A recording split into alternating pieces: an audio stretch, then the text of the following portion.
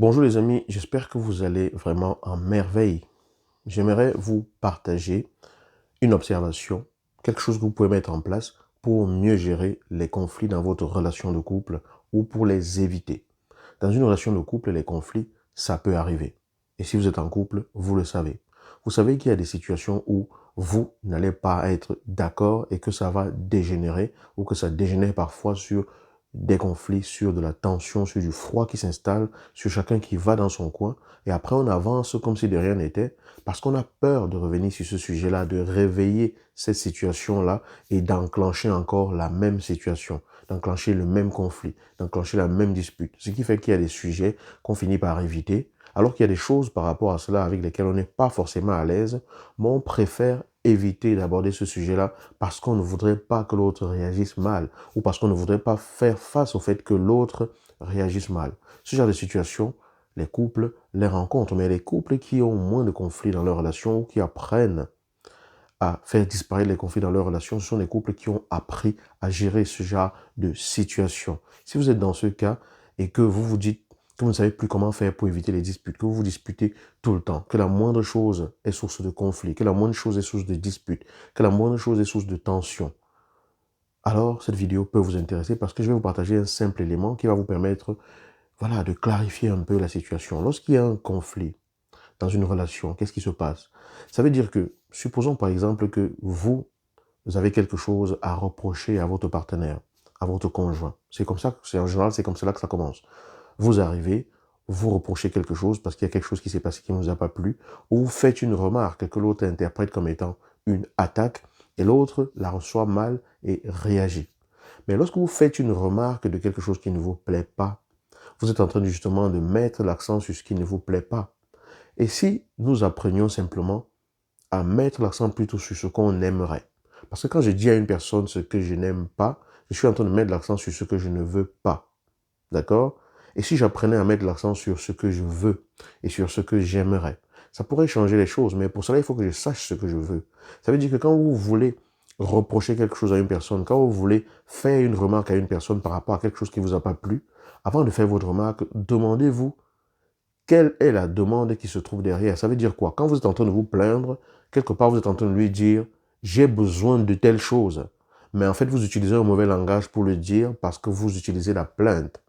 Et un besoin que vous exprimez mal, donc d'une façon qui ne va pas être claire pour l'autre, va être mal reçu. Mal reçu, ça veut dire que l'autre ne va pas comprendre vraiment ce que vous voulez dire. Et ça va créer le malentendu. Et vous allez vous énerver et crier alors que vous auriez pu simplement communiquer plus efficacement. Mais comment on fait ça? Pour faire cela, quand je suis énervé, quand je veux reprocher quelque chose à l'autre, quand il y a quelque chose qui se passe et je sens en moi qu'il y a voilà, la tension qui monte, le conflit qui monte, je dois tout simplement marquer deux petits pas en arrière, voilà. Je, je marque une petite pause et je me demande qu'est-ce que je ressens là, maintenant. Je suis en colère, je suis énervé, je suis triste, je suis déçu. Il faut que je mette un nom sur ce que je ressens. Le fait de me retourner vers moi et de voir ce que je ressens et d'analyser cela, ça me permet de me couper vers l'élan, ça me permet de me couper de l'élan d'attaque que je suis en train de vouloir engager vers l'autre en lui disant « tu as fait ceci, tu es toujours comme ça, pourquoi tu as encore fait ça ?» Non. Je marque un petit temps d'arrêt, je fais deux petits pas en arrière, je marque un petit temps d'arrêt et je me demande qu'est-ce que je ressens là en ce moment. Ok, de la colère, de la frustration. Pourquoi je ressens cette colère? Parce qu'il a fait ce qu'il a fait. Ok, il a fait ce qu'il a fait, mais qu'est-ce que j'aurais voulu qu'il fasse? De quoi est-ce que j'ai besoin? J'ai besoin qu'il se comporte comment? J'ai besoin qu'elle se comporte comment? Donc là, j'essaie d'identifier le besoin qui en moi n'a pas été nourri pour que cela déclenche cette colère ou cette frustration et que je veux simplement déverser sur l'autre. Parce que quand vous déversez votre colère, vous n'êtes pas en train de dire à l'autre ce qu'il aurait ou ce qu'elle aurait pu faire ou comment est-ce qu'elle aurait pu vous aider à vous sentir mieux. Mais si j'apprends à identifier ce dont j'ai véritablement besoin pour me sentir mieux et que je l'exprime clairement sous la forme d'une demande, l'autre ne se sent pas attaqué puisque je lui exprime ce que j'aimerais. Au lieu de lui déverser mon émotion négative, au lieu de faire de lui ma poubelle. Lorsque vous venez crier, dire des mots durs à l'autre, exprimer à l'autre votre mécontentement et laisser simplement ce qui vous traverse l'esprit sortir comme ça, vous utilisez l'autre comme votre poubelle. Votre partenaire n'est pas votre poubelle. Votre partenaire n'est pas les boires de vos émotions sur lequel ou sur laquelle vous allez déverser vos émotions. Donc, lorsque je vais éviter le conflit dans ma relation, lorsque je sens qu'il y a le conflit qui est en train de naître en moi et que je suis peut-être prêt à passer en mode attaque, je m'arrête. D'accord? David Lefrançois dit d'ailleurs, je marque un stop. Et le stop, ça veut dire se taire et observer patiemment. Merci David. Se taire et observer patiemment. Au lieu de foncer vers l'autre pour l'attaquer, je marque 2 petits pas en arrière, je me tais et j'observe patiemment déjà ce qui se passe en moi. Qu'est-ce que je ressens? Qu'est-ce que c'est? Pourquoi je ressens cela? De quoi j'ai vraiment besoin? Quel est le besoin qui n'a pas été comblé pour que je me sente ainsi?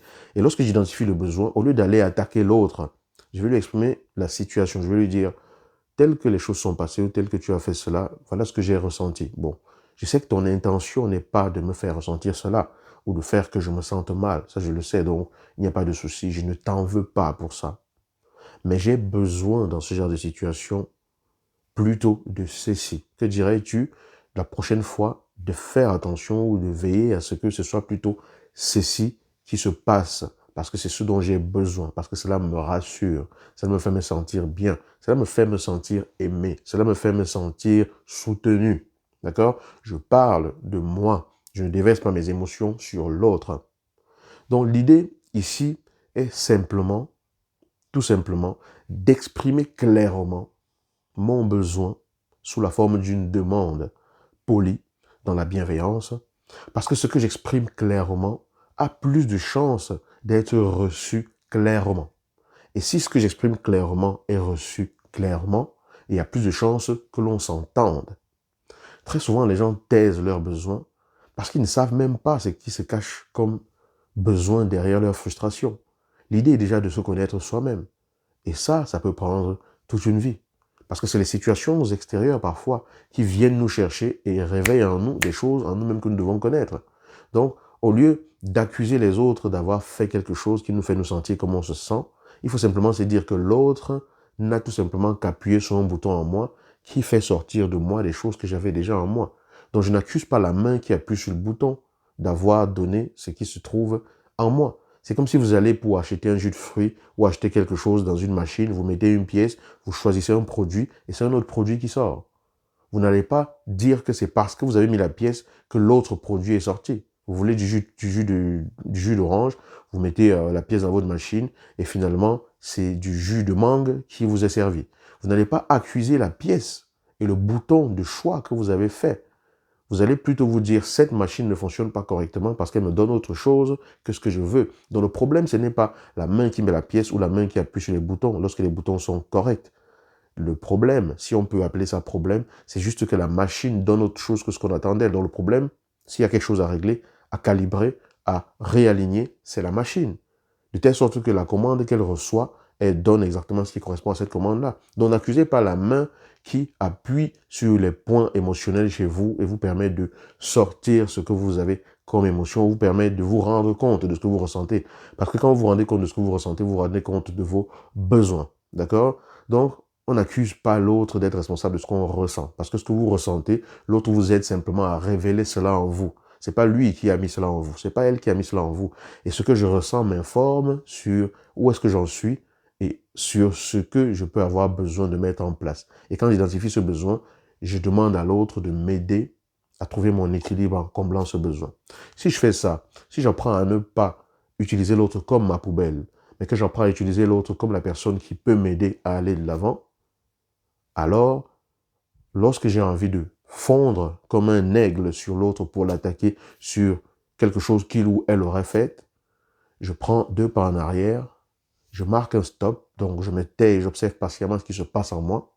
Je me demande ce que je suis en train de ressentir, ce que cela veut dire comme besoin, et j'exprime à l'autre ma demande en faisant un point sur la situation sans aucun jugement. Voilà. J'espérais cette vidéo courte, mais voilà, c'est comme ça. Au fur et à mesure que je vous parle, les choses viennent et j'ai voulu quand même qu'elle soit complète. J'espère qu'elle vous a inspiré et qu'elle va vous aider à voir plus clair par rapport à tout ceci. Si c'est le cas, merci de mettre un pouce en l'air un pouce pour dire que vous avez aimé la vidéo et pensez à vous abonner. Je vais vous dire à la prochaine dans une nouvelle vidéo. Ciao.